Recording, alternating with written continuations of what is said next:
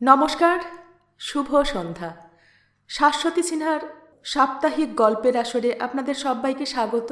সাপ্তাহিক গল্পের আসরে আজকে বেছে নিয়েছি প্রেমেন্দ্র মিত্রের হয়তো। একটু রোমাঞ্চধর্মী গল্প, শুনে দেখুন, নিশ্চয় ভালো লাগবে। গভীর দুর্যোগের রাত্রি, ভীত শহর যেন এই অন্ধকার ঝড়ের রাত্রে নিরাপদ আশ্রয়ে নিজেকে সংকুচিত করিয়া গোপন রাখিতে চায়। নির্জন পথের যেখানে যেখানে গ্যাসের আলো পড়িয়াছে সেখানে মাটি আর চোখে পড়ে না, শুধু বৃষ্টিধারাহত জল চিকচিক করিতেছে দেখা যায়। পথের ধারের গাছগুলি ঝড়ের তাড়নায় অসহায় বন্দির মতো মাটির শৃঙ্খল ছিঁড়িবার জন্য যেন উন্মত্ত হইয়া উঠিয়াছে। এমনি রাত্রিতে আকাশের উৎপীড়নে বিপর্যস্ত পৃথিবীকে হঠাৎ বড় অসহায় বলিয়া মনে হয়। অকস্মাৎ যেন এই ক্ষুদ্র গ্রহটির দুর্বল কয়েকটি প্রাণীর ভবিষ্যৎ সম্বন্ধে গভীর হতাশায় মন আচ্ছন্ন হইয়া যায়। পথের ধারে গ্যাসের আলোগুলি কেমন নিষ্প্রভ হইয়া গিয়াছে। সমস্ত মানবজাতির আশার সঙ্গে কেন জানি না তাহার একটি উপমা বারবার মনে আসিতে চায়। বাস হইতে নামিয়া নির্জন কর্দমাক্ত পথ দিয়া বৃষ্টির ঝাপটা হইতে দেহকে বাঁচাইবার নিষ্ফল চেষ্টা করিতে করিতে এমনি সব চিন্তা লইয়া বাড়ি ফিরিতেছিলাম। কিন্তু মানবজাতির ভবিষ্যৎ সম্বন্ধে অস্পষ্ট হতচ্ছাড়া আরেকটি ভয় মনের গোপনে ছিল।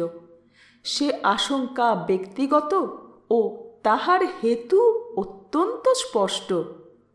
পথ অনেকখানি, মাঝে একটা নতুন অর্ধসমাপ্ত সেতু পার হইতে হইবে। সেতুটি এখনও চলাচলের উপযুক্ত হইয়া ওঠে নাই। চলিবার রাস্তা সংকীর্ণ, ধারের রেলিং দেওয়া হয় নাই। সাধারণ অবস্থাতেই এক একটি কাঠের তক্তার উপর সন্তর্পণে পা রাখিয়া চলিতে হয়। এই দুর্যোগের রাত্রে সে সেতু পার হইতে বিশেষ বিপদের সম্ভাবনা। মনে মনে সেই বিপদের সম্মুখীন হইবার জন্যই সাহস সঞ্চয়ের চেষ্টা করিতেছিলাম। পোলের নিকট আসিয়া কিন্তু অনেকটা আশ্বস্ত হইলাম। সারা দিনের ভিতর পোলটির নির্মাণ কার্য বেশ অগ্রসর হইয়া গিয়াছে।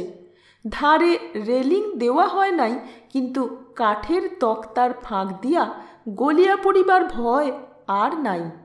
কাঠগুলি মজবুত করিয়া ইতিমধ্যে জোড়া হইয়াছে। চেন দিয়া ঝোলানো পোলটি ঝড়ের বেগে দুলিতেছিল। ভয় যে একটু না হইতেছিল এমন নয়, কিন্তু শেষ পর্যন্ত মরিয়া হইয়া তাহার উপর পা বাড়াইয়া দিলাম। পোল পার না হইলে এই ঝড় বৃষ্টি মাথায় করিয়া আরও 1 মাইল পথ ঘুরিয়া যাইতে হয়। পা দিয়াই বুঝিলাম ঝড়ের সহিত যুঝিয়া এই দোদুল্যমান পোল পার হওয়া সহজ কথা নয়। শুধু সাহস নয়, শক্তিরও প্রয়োজন। ঝড়ের বেগ খোলা নদীর উপর এমন প্রচণ্ড হইয়া উঠিয়াছে যে প্রতি মুহূর্তেই একেবারে নিচে গিয়া পড়িবার সম্ভাবনা। লোকজন কেহ কোথাও নাই। এই জনহীন সেতুর উপর অহংকার বিসর্জন দিয়া হামাগুড়ি দিয়া গেলেই বা ক্ষতি কি? চিন্তা করিতে করিতে কিছু দূর অগ্রসর হইয়াছি, এমন সময় থমকিয়া দাঁড়াইয়া পড়িলাম। পোলের এপার হইতে একটি টিমটিমে কেরোসিনের বাতি প্রাণপণ চেষ্টা করিয়া ওপারের অন্ধকারকে একটু তরল করিতে পারিয়াছে মাত্র। সেই তরল অন্ধকারে 2টি অস্পষ্ট মূর্তি চোখে পড়িল। তাহারা ওধার হইতে পোল পার হইবার জন্য চেষ্টা করিতেছে। তাহাদের একটি মূর্তি নারীর। এই অন্ধকার দুর্যোগের রাত্রে 2টি নরনারী কি এমন প্রয়োজনে এই বিপদসংকুল সেতুপথ পার হইতে আসিয়াছে, এ কথা ভাবিয়া সেদিন থমকিয়া দাঁড়াই নাই। এ দুর্যোগের রাতে এরূপ ব্যাপার যতই কৌতূহলজনক হোক না কেন, বিস্ময়কর নয়। কিন্তু ওপারের তরল অন্ধকারে 2টি নাতিস্পষ্ট নরনারী মূর্তির যে আচরণ চোখে পড়িল, তাহা সত্যই অসাধারণ। মেয়েটি আসিতে চায় না, শুধু পোল পার হইবার ভয়ে না আর কোনো গভীর আশঙ্কায় জানি না সমস্ত শক্তি দিয়া প্রাণপণে পুরুষটির আকর্ষণ সে যেন প্রতিরোধ করিতে চাহিতেছিল। ঝড়ের শব্দের ভিতর দিয়া তাহাদের যে কয়েকটি কথা শুনিতে পাইতেছিলাম, তাহাতে পুরুষটি তাহাকে আশ্বাস দিতে চাহিতেছে বলিয়াই মনে হইল। ঝড়ের সহিত যুঝিয়া তখন সেতুর মাঝামাঝি আসিয়া পৌঁছিয়াছি। দেখিলাম শেষ পর্যন্ত মেয়েটি অত্যন্ত যেন অনিচ্ছার সহিত রাজি হইয়াছে। পুরুষটি তাহার হাত ধরিয়া ওদিক হইতে পোলের উপর অগ্রসর হইতে লাগিল। আরও খানিকটা অগ্রসর হইয়া তাহাদের মুখোমুখি হইলাম।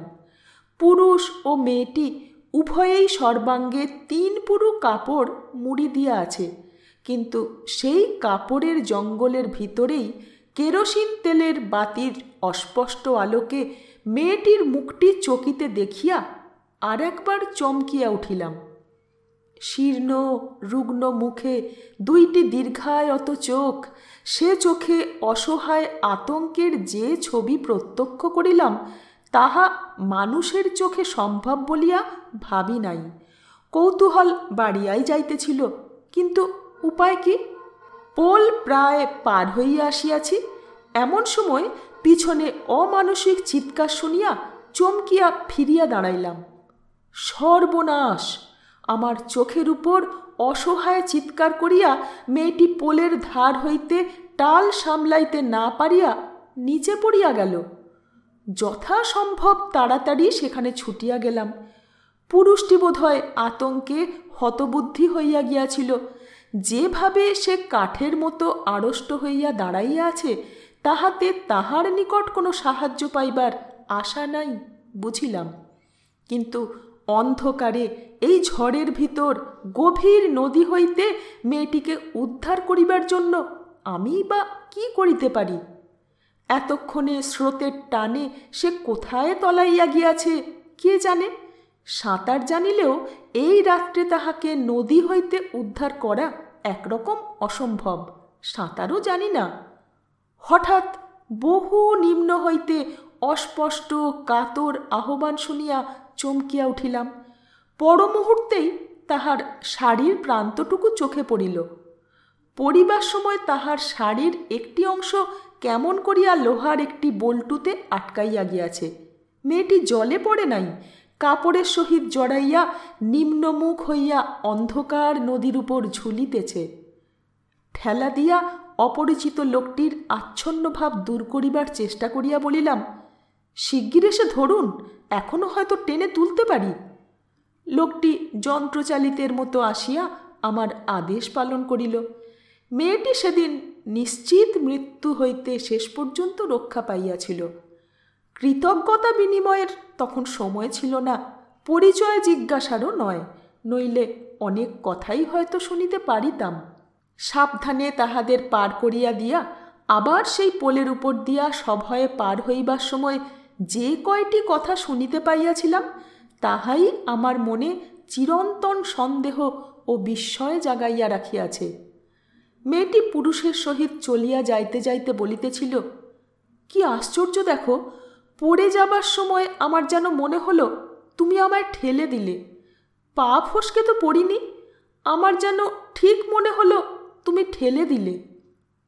তাহাদের কথা ক্রমশ অস্পষ্ট হইয়া আসিতেছিল। লোকটির হাসি শুনিতে পাইলাম। সে যেন বলিতেছিল, পাগল, কি যে বলো, আমি ঠেলে দেব তোমায়। সে ঘটনাটি ভুলিতে পারি নাই। সময়ে অসময়ে সেই বিপদসংকুল সেতুর উপর অস্পষ্টভাবে দেখা মূর্তি 2টি সম্বন্ধে নানা সন্দেহ, নানা প্রশ্ন মনে জাগে। তাহারা সেই ঝড়ের রাত্রে কেন, কোথা হইতে সে পোল পার হইতে আসিয়াছিল, মেয়েটি কেমন করিয়া পড়িয়া গিয়াছিল, রক্ষা পাইয়া অমন কথাই বা সে বলিল কেন, এবং তাহার পর তাহারা কোথায় যে গেল, তাহার কিছুই জানি না। তবু তাহাদের সম্বন্ধে অস্পষ্টভাবে নানা কথা মন রচনা করে। সেই অসাধারণ ঘটনা ও সেই অস্পষ্ট দেখা 2টি মূর্তিকে কেন্দ্র করিয়া একটি কাহিনী মনের ভিতর আপনা হইতেই গড়িয়া ওঠে। প্রকাণ্ড 7 মহলা দালান, কিন্তু এখন আর তাহার কিছুই অবশিষ্ট নাই। চারিধারে শুধু ভাঙা নোনা ধরা ইট কাঠের স্তূপ। বাহির হইতে দেখিলে ভুতুড়ে পোড়ো বাড়ি বলিয়া মনে হয়।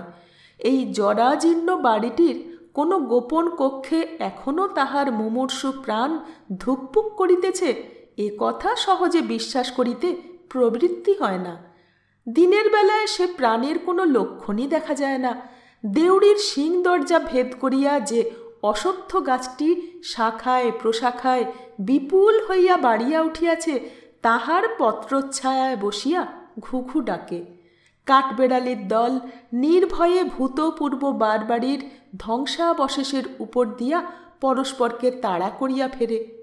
এই ধ্বংসাবশেষের অন্তরালে কোথায় মানুষের জীবনের ধারা বহিয়া চলিয়াছে, তাহার সন্ধান পাওয়া সহজ নয়। রাত্রে কিন্তু বহু দূর হইতে দেখা যায় ধ্বংসস্তূপের মাঝখানে কোথা হইতে ক্ষীণ আলোকের রেখা আসিতেছে।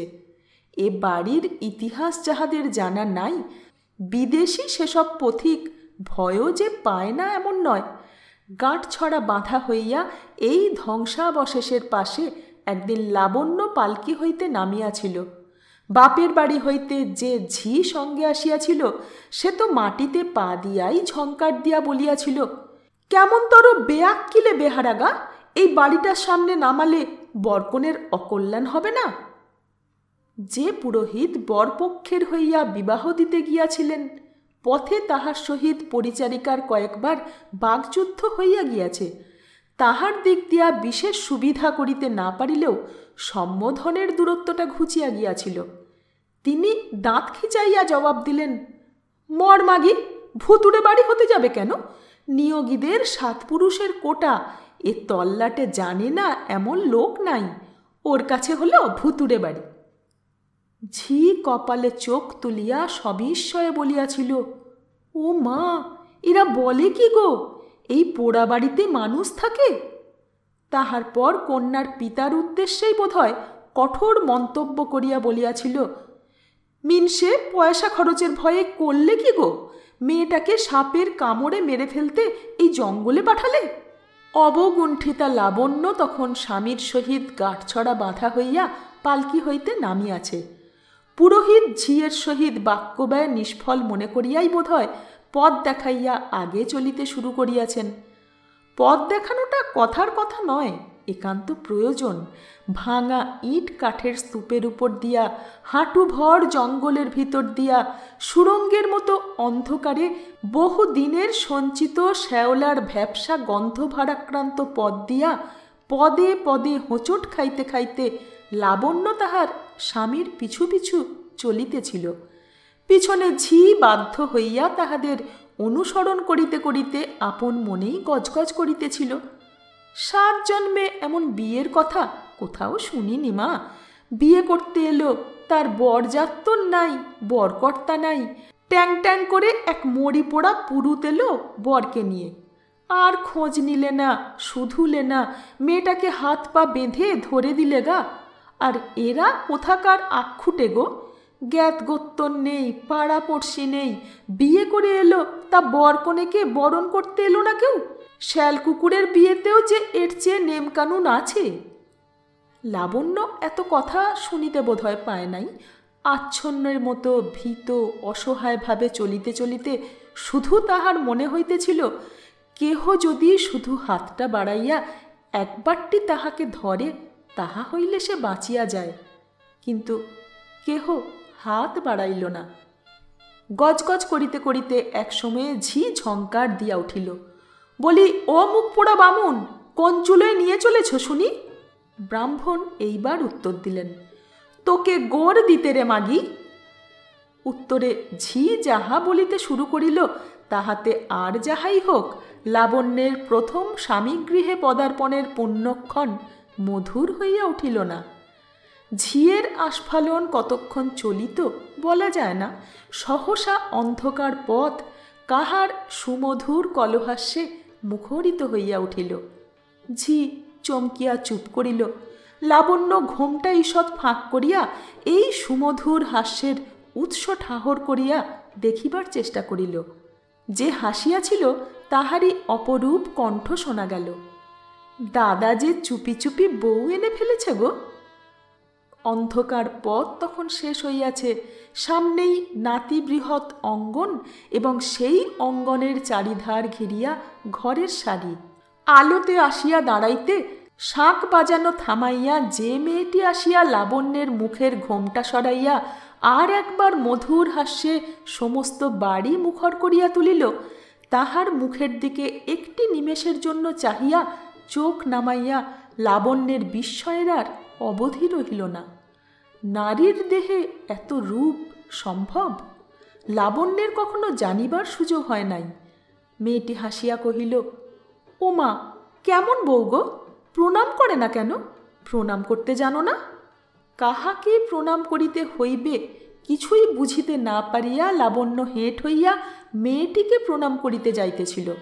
মেয়েটি খিলখিল করিয়া হাসিয়া সরিয়া গিয়া বলিল, আমাকে নয় গো, আমাকে নয়, পিসিমাকে দেখতে পাচ্ছ না? লাবণ্য দেখিল, দেখিয়া বুঝি অজ্ঞাতে একটু শিহরিয়া উঠিল। শকুনির মতো শীর্ণ বিভৎস মুখের কানা একটি চোখের ভয়ঙ্কর দৃষ্টি দিয়া মূর্তিমতী জরা যেন তাহাকে বিদ্ধ করিতেছে। লাবণ্যের সংসার শুরু হইল। ঝি 2 দিন থাকিবার পর ভুতুড়ে বাড়ি সম্বন্ধে নানা রূপ অসংলগ্ন মন্তব্য করিয়া চলিয়া গিয়াছে। 4টি মাত্র প্রাণী এই বিশাল ভগ্ন প্রাসাদের অভ্যন্তরে অপেক্ষাকৃত নিরাপদ 3টি ঘরে বাস করে। উপরে নিচে চারিধারে শুধু আগাছার জঙ্গল ও অব্যবহার্য পরিত্যক্ত ঘরের সারি। তাহার কোনোটির কড়িকাঠ ঝুলিয়া ছাদ বড় বড় হইয়াছে, কোনোটির দেওয়াল ধসিয়া পড়িয়াছে।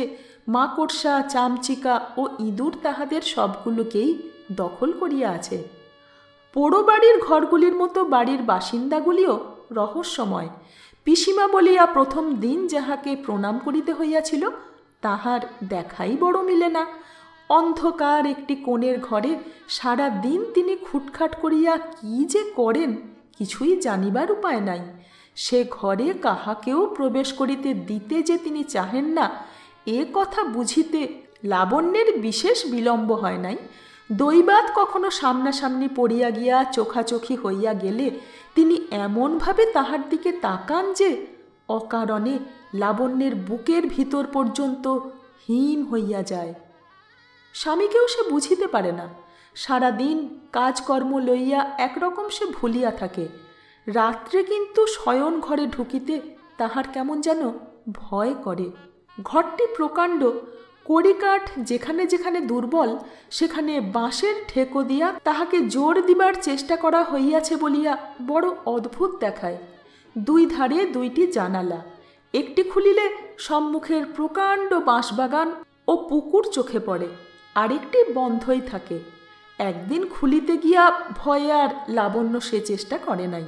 সে জানালার পাশেই অব্যবহার্য একটি অন্ধকার ঘর ভাঙা কাঠকাঠরা জঞ্জালে বোঝাই হইয়া আছে। জানালা খুলিবা মাত্র ঝটপট কিসের একটা শব্দ শুনিয়া সভয়ে আবার লাবণ্য বন্ধ করিয়া দিয়াছিল। হয়তো চামচিকাই হইবে, কিন্তু লাবণ্যের ভয় যায় নাই। লাবণ্য ঘরে ঢুকিয়া হয়তো দেখে স্বামী আগে হইতেই বিছানায় বসিয়া আছে। তাহার দিকে ভ্রুক্ষেপও নাই। সংকুচিতভাবে সে খানিকক্ষণ দাঁড়াইয়া থাকে। তাহার পর ধীরে ধীরে হয়তো বিছানার এক পাশে বসে। স্বামী তবুও ফিরিয়া চাহে না, নিজের চিন্তাতেই তন্ময় হইয়া থাকে। তাহার পর হঠাৎ এক সময়ে স্বামী তাহাকে জড়াইয়া ধরিয়া আদরে চুম্বনে একেবারে অভিভূত করিয়া দেয়। স্বামীর কঠিন বাহুবন্ধনের ভিতর নিশ্চিন্ত আরামে আত্মসমর্পণ করিতে গিয়া লাবণ্য কিন্তু সম্পূর্ণ সফল হয় না। তাহার মনের কোথায় যেন একটি বাধা থাকিয়া যায়। সস্নেহে তাহাকে কাছে বসাইয়া বাম বাহু দিয়া তাহার কণ্ঠ জড়াইয়া ধরিয়া স্বামী জিজ্ঞাসা করে, তোমার এখানে কষ্ট হচ্ছে না তো লাবণ্য?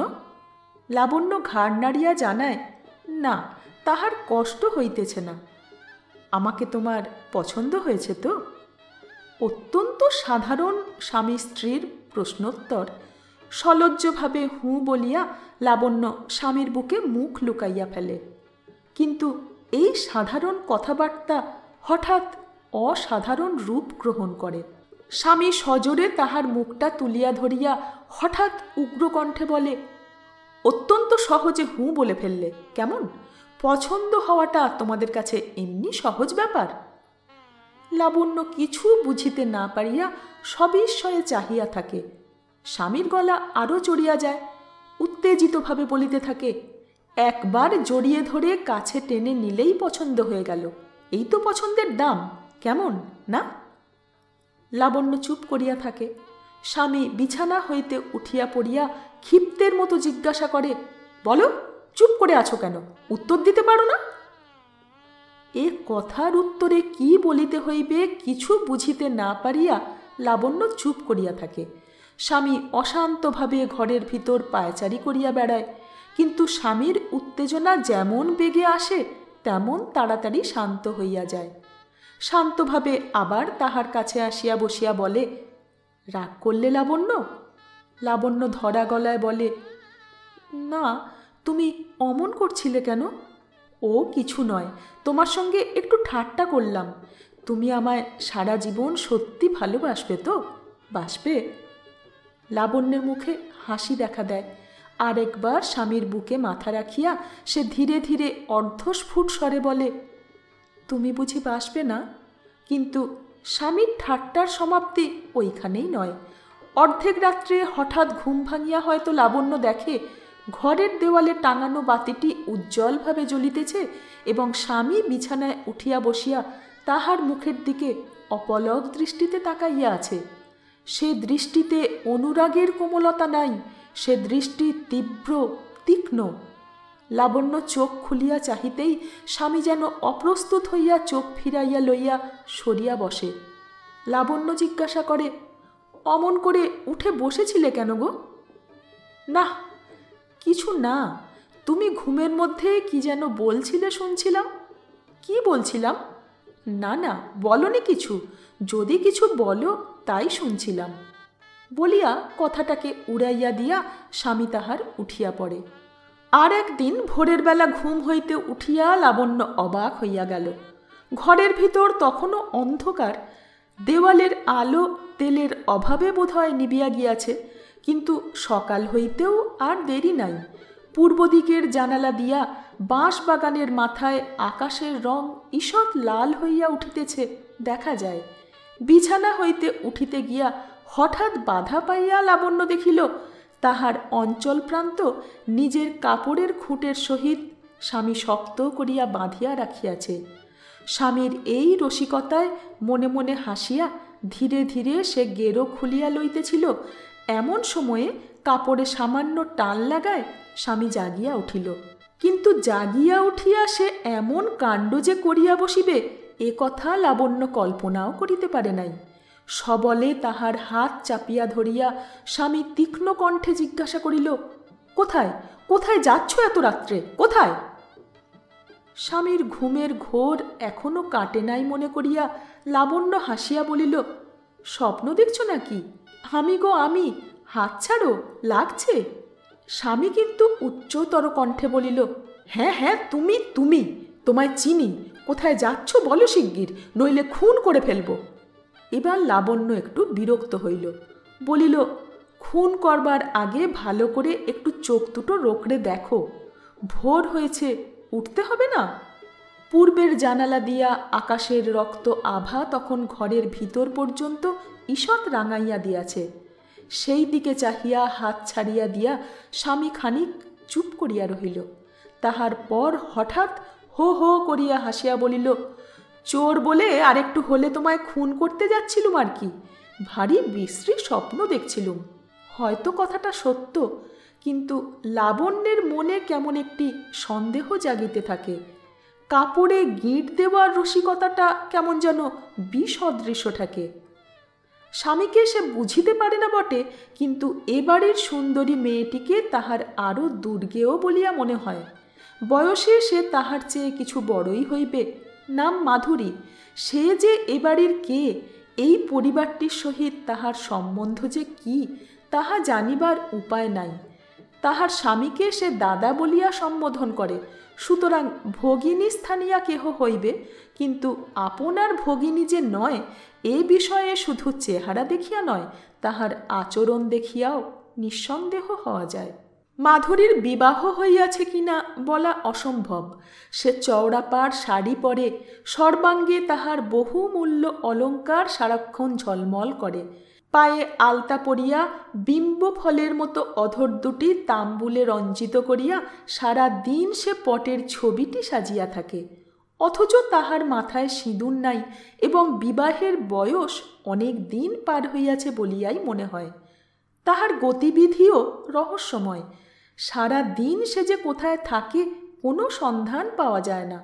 হঠাৎ কখন কোথা হইতে আসিয়া লাবণ্যের গলা জড়াইয়া ধরিয়া চুমা খাইয়া হয়তো বলে, তোকে বড় ভালোবেসে ফেলেছি ভাই, চ তোকে নিয়ে কোথাও পালাই। অর্থহীন অসংলগ্ন কথা, তবু লাবণ্যকে হাসিয়া জবাব দিতে হয়, কোথায় পালাবো? কেন? দিল্লি, লাহোর। তুই সাজবি বর, আমি হব তোর কোণে। তুই মালকোঁচা মেরে কাপড় পরবি আর ছোট বড় চুল ছেঁটে পাঞ্জাবি চড়িয়ে উড়নি উড়িয়ে বেরোবি, আর আমি তোর পাশে ঘোমটা দিয়ে থাকব।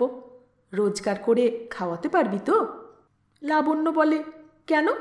তুমিই বর হও না? দূর, তাহলে মানাবে কেন? আমার এ রূপ কি কোঁচা চাদরে ঢাকা যাবে রে হতভাগী?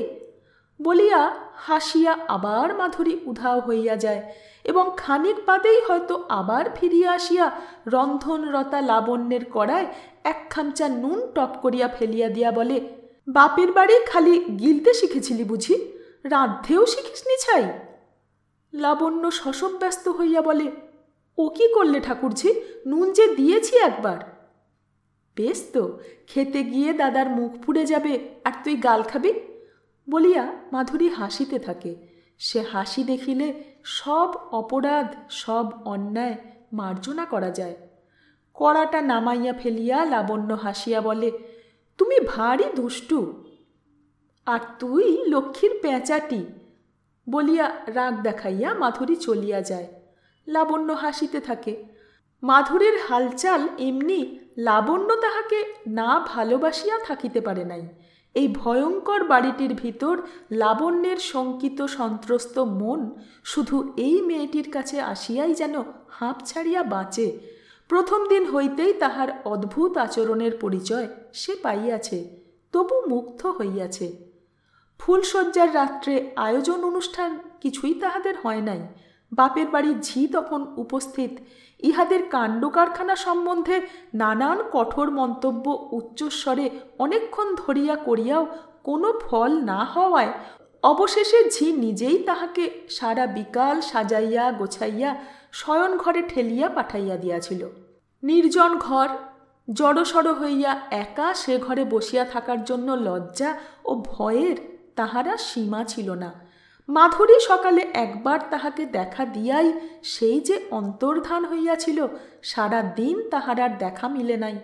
স্বামীও কোথায় বাহির হইয়া গিয়াছেন, কখন ফিরিবেন কে জানে। কত রাত তাহাকে এমন নিঃসঙ্গভাবে নির্জন ঘরে কাটাইতে হইবে, ঝিয়ের কাছে পুনর্বার ফিরিয়া যাওয়া উচিত কিনা ভাবিতে ভাবিতে লাবণ্য হঠাৎ চোখে হাত চাপা পড়ায় চমকিয়া উঠিল। প্রথমে মনে হইয়াছিল স্বামী বুঝি আসিয়াছেন, কিন্তু পরক্ষণেই বুঝিতে পারিল এমন কোমল অঙ্গুলি পুরুষের হইতে পারে না। সঙ্গে সঙ্গে হাসি শুনিয়া তাহার সন্দেহ সহজেই দূর হইয়া গেল। মাধুরী খিলখিল করিয়া হাসিয়া তাহার চোখ ছাড়াইয়া দিয়া সামনে আসিয়া হাত মুখ নাড়িয়া চোখের অপরূপ ভঙ্গি করিয়া বলিল, মেয়ের কি আস্পর্ধা! উনি ভেবেছেন ওর বর বুঝি এসে চোখ টিপেছে, বরের দায় পড়েছে। পরিচয় তখনও গভীর হয় নাই, তবু লাবণ্য না বলিয়া থাকিতে পারে নাই। যা, আমি বুঝি তাই ভেবেছি। তবে কি ভেবেছ শুনি? ও পাড়ার বেন্দাবষ্টম এসে চোখ টিপেছে? যা, বলিয়া চোখ তুলিয়া মাধুরীর দিকে চাহিয়াই লাবণ্য একেবারে অবাক হইয়া গিয়াছিল। সর্বাঙ্গ পুষ্পাভরণে অলঙ্কৃত করিয়া মাধুরী সাক্ষাৎ বনদেবীর মতোই সাজিয়া আসিয়াছে। সে রূপ দেখিয়া চোখ ফেরানো দুষ্কর। এত ফুলই বা সে কোথা হইতে সংগ্রহ করিল কে জানে। অমন করে অবাক হয়ে দেখছিস কি বল দেখি বলিয়া লাবণ্যের পাশে বসিয়া পড়িয়া মাধুরী আবার বলিল, এখন বল দেখি, তোর ফুলশয্যা না আমার?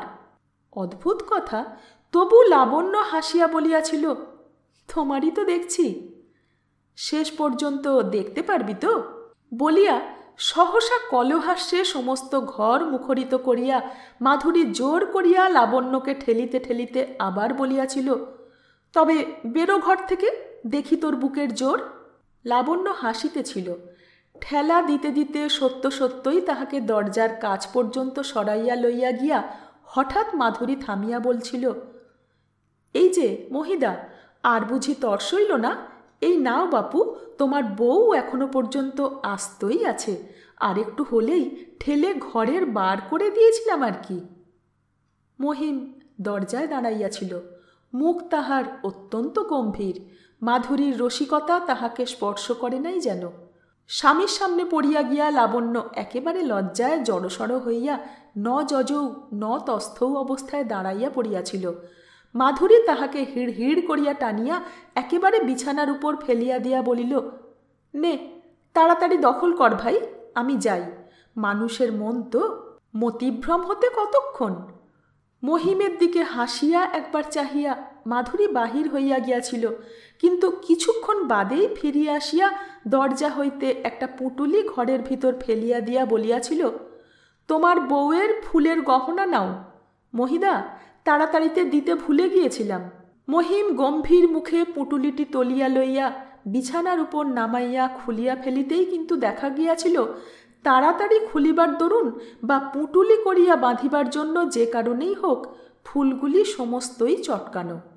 মাধুরীর সব আচরণের অর্থ বোঝা যাক বা না যাক, লাবণ্য সেই দিনই তাহাকে ভালোবাসিয়া ফেলিয়াছিল। রহস্যপুরীর মাঝখানে এমনি করিয়া দ্বিধায় দ্বন্দ্বে ভয়ে আনন্দে লাবণ্যের দিন একরকম কাটিয়া যাইতেছিল। বিমাতা শাসিত বাপের বাড়িতে সুখের সহিত পরিচয় তাহার বড় বেশি হয় নাই, সুতরাং এখানকার দুঃখে অভাবে বড় বেশি বিচলিত হইবার কথা তাহার নয়। এ বাড়ির রহস্য এবং ভীতিও ক্রমশ তাহার গা সওয়া হইয়া আসিতেছিল। বাপের বাড়ি হইতে কালে ভদ্রে কেহ খোঁজ লইতে আসে, সেখানে যাইবার কিন্তু তাহার আর উপায় নাই, সে বোঝে। বুঝি তাহার ইচ্ছাও নাই।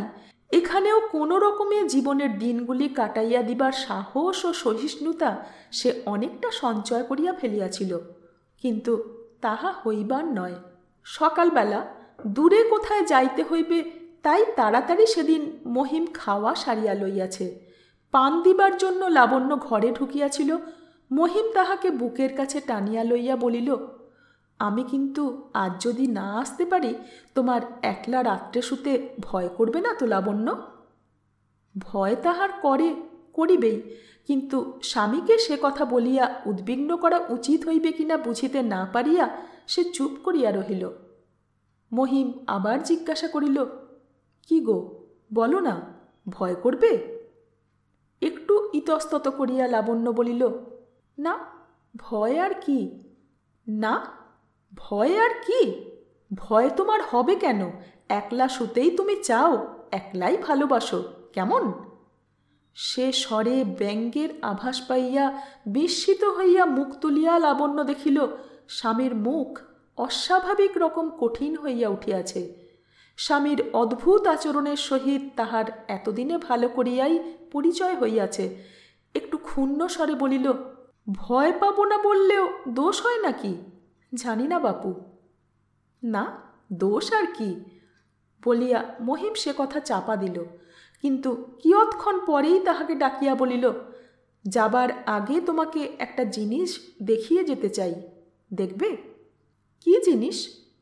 এসো আমার সঙ্গে। স্বামীর এই ছেলে মানুষিতে সায় দিবে কিনা লাবণ্য বিচার করিতেছিল, কিন্তু মহিম তাহাকে সে অবসর দিল না। হাত ধরিয়া এক প্রকার জোর করিয়া টানিয়াই তাহাকে যেখানে আনিয়া দাঁড় করাইল, সেটি পরিত্যক্ত একদিকের মহলের পুরাতন অব্যবহার্য একটি ঘর। মরচে পড়া তালা খুলিয়া লাবণ্যকে ভিতরে ঢুকাইয়া তাহার হাতে একটি দেশলাই দিয়া মহিম বলিল, আচ্ছা, এই দেশলাইটা জ্বালো দেখি। লাবণ্য দেশলাই জ্বালাইতেছিল। হঠাৎ পিছনে দরজা বন্ধের শব্দ শুনিয়া সবিস্ময়ে তাকাইয়া দেখিল স্বামী বাহিরে গিয়া দরজা ভেজাইয়া দিয়াছেন। শুধু তাই নয়, দরজায় শিকলি তোলার শব্দও পাওয়া গেল। এ আবার কীরকম ঠাট্টা? লাবণ্য বলিল, ও কি করছো? ভাঁড়ার এলো রেখে এসেছি, এখন আমার রঙ্গ করবার সময় নেই, খোলো তাড়াতাড়ি। কিন্তু দরজার ওদিক হইতে কোনো সাড়া শব্দ পাওয়া গেল না। লাবণ্য আবার বলিল, এখন কি ছেলে মানুষের সময়? তোমার এঁটো থালা বাটি সব পড়ে আছে, পিসিমা ঠাকুরঝি কেউ খায়নি, খোলো। কিন্তু তথাপি কেহ উত্তর দিল না। এবার লাবণ্যের ভয় হইল। অন্ধকার ঘরের ভিতর কিছুই দেখা যায় না, শুধু এখানে ওখানে নানা প্রকার শব্দ হইতে থাকে। লাবণ্য দরজায় সবেগে করাঘাত করিয়া নববধূর পক্ষে অশোভন উচ্চ কাতর কণ্ঠে ডাকিল, ওগো, এমন করছো কেন? খুলে দাও, আমার ভয় করছে। কোথাও কাহারও সাড়া শব্দ নাই। স্বামীকে সে একটু চিনিতে শিখিয়াছে। মনে হইল যদি সে দরজায় তালা দিয়া একেবারে চলিয়াই গিয়া থাকে, যদি এ ক্ষণিকের পরিহাস না হয়। ভাবিতেই তাহার সর্বাঙ্গে কাঁটা দিয়া উঠিল। এখান হইতে চিৎকার করিয়া গলা চিরিয়া ফেলিলেও কেহ যে শুনিতে পাইবে না, এ কথা সে ভালো করিয়াই বোঝে। এই অন্ধকার নির্জন পরিত্যক্ত ঘরে তাহাকে সারা দিন রাত্রি কতক্ষণ যে কাটাইতে হইবে কে জানে। আশঙ্কায় উদ্বেগে কাঁদিয়া ফেলিয়া আর একবার স্বামীকে মিনতি করিয়া কাতর স্বরে সে বলিল, ওগো, তোমার পায়ে পড়ি, খুলে দাও, কেন আমায় এমন করে কষ্ট দিচ্ছ? সে মিনতি কেহ শুনিল না, শুনিবার কেহ ছিল বলিয়াও মনে হয় না। কতক্ষণ এইভাবে যে তাহার কাটিয়াছে সে জানে না। ভয়ের চরম অবস্থা পার হইয়া অবসাদে তাহার সমস্ত দেহমন তখন প্রায় নিষ্পন্দ হইয়া আসিয়াছে। লাবণ্যের মনে হইল কে যেন দরজার পাশ দিয়া চলিয়া যাইতেছে। প্রাণপণে চেষ্টা করিয়া সে ডাকিল, কে? বাহিরে পদশব্দ থামিল। লাবণ্য অস্ফুট কণ্ঠে আর একবার বলিল, আমায় খুলে দাও না গো। পরমুহূর্তেই সুমধুর হাস্যধ্বনি শোনা গেল। ও মা, তুই এখানে? তাহার পর শিকলি খুলিয়া ঘরে ঢুকিয়া মাধুরী বলিল, আর আমি এই ভেবে নিশ্চিন্ত হয়ে বসে আছি যে তুই পালিয়ে গেছিস। দেখ দেখি তোর অন্যায়, এমন করে মানুষকে হতাশ করে। তাহার কথায় বুঝি মরার মুখেও হাসি ফোটে। ম্লান হাসিয়া লাবণ্য বলিল, জমের বাড়ি ছাড়া পালাব কোথায় ঠাকুরঝি? যেন সাগ্রহে তাহার মুখের কাছে মুখ আনিয়া মাধুরী বলিল, দূর, জমের বাড়ি যাবি কেন? পৃথিবীতে আর জায়গা নেই? পালাবি বলে সব বন্দোবস্ত করে দি তাহলে, বাড়ির মাছিটি পর্যন্ত টের পাবে না। তাহার কথার ধরনে এত দুঃখেও লাবণ্যের মুখে আবার হাসি দেখা দিল। খানিক চুপ করিয়া থাকিয়া হঠাৎ জিজ্ঞাসা করিয়া বসিল, কিন্তু ও কেন অমন করে ঠাকুরঝি? বলতে পারো, কি আমার অপরাধ? তোর অপরাধ নয়? মরতে কেন তুই এ বাড়িতে এসে জুটেছিস? পালাতে বললাম, তা কথাটা যেন গায়েই মাখলি না। তোর অপরাধ নয়? কিন্তু খানিক বাদেই গম্ভীর হইয়া বলিল, এ বাড়ির এমন দশা কেন জানিস?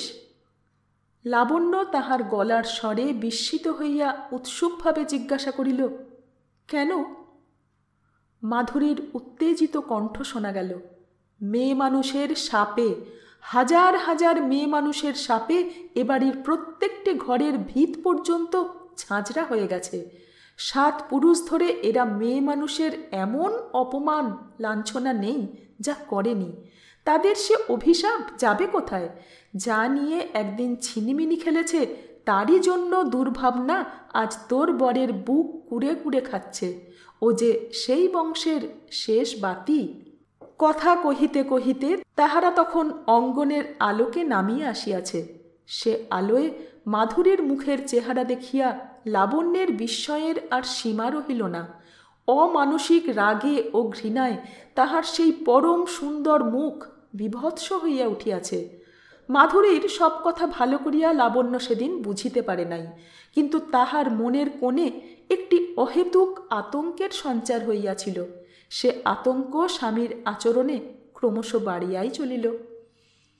স্বামীকে এখন প্রায়ই দূরে যাইতে হয়, ছুতা করিয়া নয়, সোজাসুজি সবলেই মহিম তাহাকে ঘরের ভিতর পুরিয়া চাবি বন্ধ করিয়া দিয়া যায়। স্বামী চলিয়া যাইবার পর মাধুরী আসিয়া তাহাকে মুক্ত করিয়া দেয়, এইটুকুই যা সান্ত্বনা। আবার স্বামী আসিবার পূর্বে মাধুরী তাহাকে ঘরের ভিতর পুরিয়া দরজা বন্ধ করিয়া রাখে। কিন্তু একদিন এ কৌশল ফাঁস হইয়া গেল। মহিম তাহাকে বন্দি করিয়া চলিয়া গিয়াছিল। মাধুরী আসিয়া দরজা খুলিয়া বলিল, মজা দেখবি তো আয়। কি মজা? পিসিমার ঘরে কি আছে দেখবি? পিসিমা আজ ভুলে ঘরে তালা না দিয়েই কোথায় বেরিয়েছে। সভয়ে লাবণ্য বলিল, না না, দরকার নেই, পিসিমা এসে পড়বে। কিন্তু মাধুরী ছাড়িবার পাত্রী নয়, বলিল, এলেই বা, মেরে তো আর ফেলতে পারবে না দুটো জোয়ান মেয়েকে। লাবণ্য তবুও আপত্তি করিতেছিল। মাধুরী তাহাকে একরকম জোর করিয়াই টানিয়া লইয়া গেল। পিসিমা ঠিক তালা দিতে ভোলেন নাই, তবে দৈবাত চাবি ঠিক লাগে নাই, তালা আলগাই আছে। মাধুরী দরজা খুলিয়া লাবণ্যকে টানিয়া লইয়া ঘরে প্রবেশ করিল। ঘর অন্ধকার। সে অন্ধকারে চোখ অভ্যস্ত হইয়া যাওয়ার পর দেখা গেল সংকীর্ণ ঘরে কোথাও আর স্থান নাই। ছোট বড় বাক্স প্যাঁটরা, সিন্দুক, বাসনকোসন, কাপড় চোপড়ে ছাদ পর্যন্ত বোঝাই হইয়া আছে। লাবণ্য ভয়ে ভয়ে বলিল, দেখা তো হলো, চলো এবার যাই। মাধুরী বলিল, দূর, এখনো কিছুই দেখিসনি। তাহার পর ঝট করিয়া একটা বাক্সের তালা খুলিয়া সে প্রথমেই যে জিনিসটি বাহির করিয়া আনিল, অন্ধকারেও তাহার স্বরূপ বুঝিয়া লাবণ্য চমকাইয়া উঠিল। সে কালের জড়োয়া গহনা।